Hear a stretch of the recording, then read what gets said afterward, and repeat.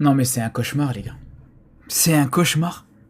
Franchement à la limite Hakimi, je vous dis la vérité les frères. C'était pas si grave que ça. Parce que je vais vous dire une chose. Tu sais que t'as des doublures. Tu sais que t'as des remplaçants. Tu sais que t'as des joueurs qui peuvent compenser. T'as Mazraoui, t'as des joueurs comme ça. Mais Aguerd, le seul défenseur central potable de cette sélection marocaine. Le seul défenseur central qui était fiable les gars.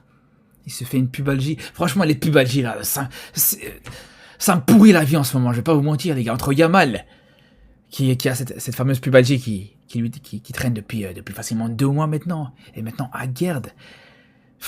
C'est une catastrophe. C'est une catastrophe, les gars. Je vais pas être alarmiste, hein, mais une pubalgie, les gars, c'est une saleté. La pubalgie, vraiment, c'est une saleté pour un footballeur. Ça traîne longtemps, ça te fait perdre facilement entre 60, 70, voire 80% de tes capacités. Bon, à la limite, l'avantage, c'est que c'est moins grave quand c'est pour un défenseur que pour un attaquant. Surtout quand c'est un attaquant avec un profil technique qui doit faire des accélérations, qui doit faire des dribbles et tout ça. Mais c'est le pire moment, les gars. C'est le pire moment. J'espère vraiment que De Zerbi va respecter ce qu'il a dit. Il a dit qu'il allait vouloir le mettre au repos pour pas que ça s'aggrave. Il a totalement raison.